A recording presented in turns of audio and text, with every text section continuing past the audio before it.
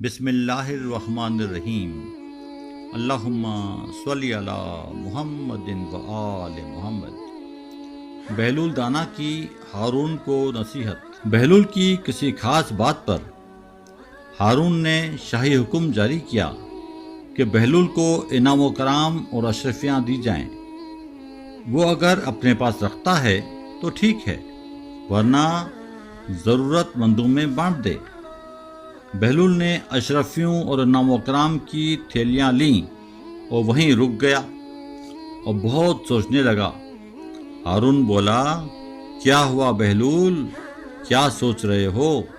بہلول نے رقم کی تھیلیاں ہارون رشید بادشاہ کے سامنے ڈھیر کر دیں اور بولا، ہارون، میں نے تو بہت سوچا ہے کہ ان اشرفیوں کی سب سے زیادہ ضرورت کس کو ہے، لیکن مجھے تجھ سے زیادہ مستحق کوئی اور نظر نہیں آیا۔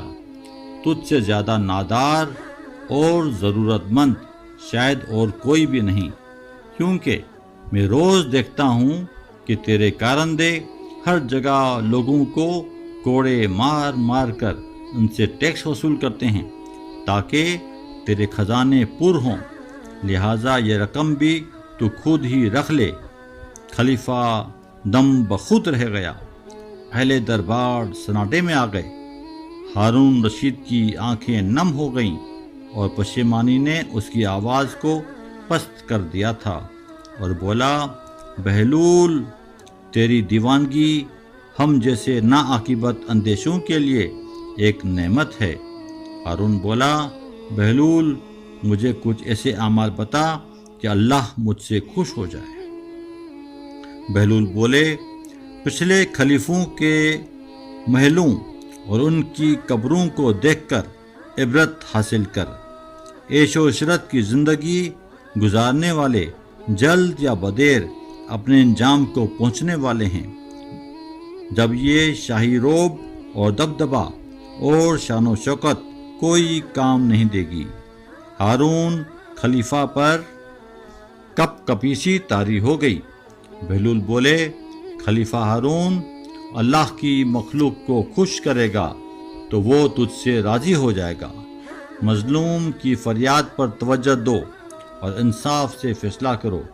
ہارون نے شاہی حکم جاری کیا کہ شاہی خزانے سے بہلول کے تمام قرض ادا کر دیے جائیں۔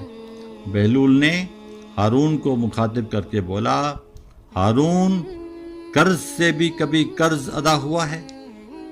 سنو، شاہی خزانے میں جو کچھ ہے وہ عوام کا مال ہے اور خلیفہ پر قرض ہے۔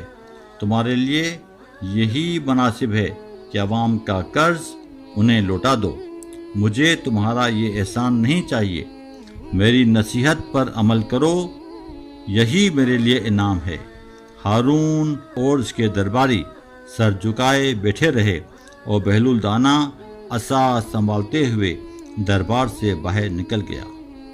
بہلول ایک دفعہ سر راہ کھڑا تھا، دیکھا کہ ہارون کی سواری آ رہی ہے۔ اس نے منہ کے گرد دونوں ہاتھ رکھے، زور سے آواز دی، ہارون، ہارون، ہارون۔ ہارون چونک گیا کہ یہ کون گستاخ ہے جو خلیفہ وقت کو اس طرح آواز دے رہا ہے؟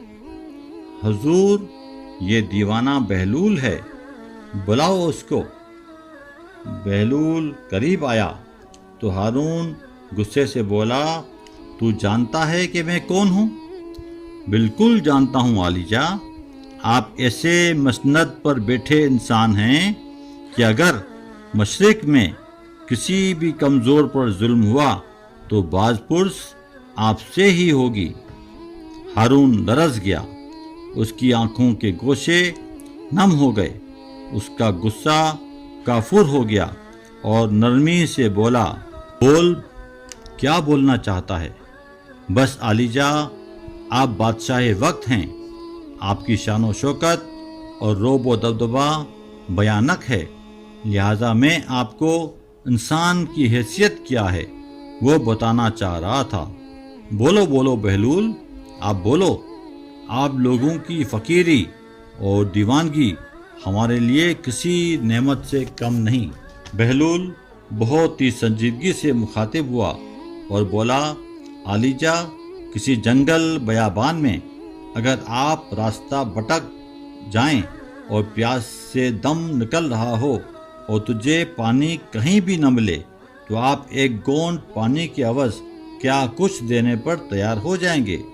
ہارون بولا، میرے پاس مال و متاع اور جو کچھ بھی ہے وہ سب دے دوں گا۔ بہلول نے سوال کیا، عالیجا، اگر پانی کا مالک اس قیمت پر راضی نہ ہو تو پھر؟ جواب دیا، تو میں اسے اپنی آدھی سلطنت دے دوں گا۔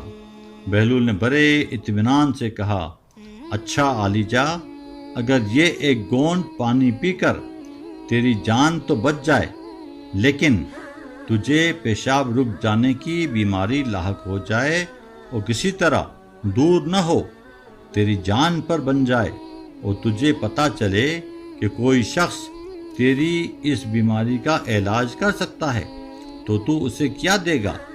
ہارون بولا، میں اس شخص کو اپنی باقی آدھی سلطنت بھی دے دوں گا، کیونکہ جان ہے تو جہان ہے۔ بہلول بولا، عالیجا، ایسی بادشاہت پر غرور اور تکبر کرنے کا کیا فائدہ جس کی قیمت پانی کے 2 گونڈ سے زیادہ نہیں۔ اللہ نگہبان۔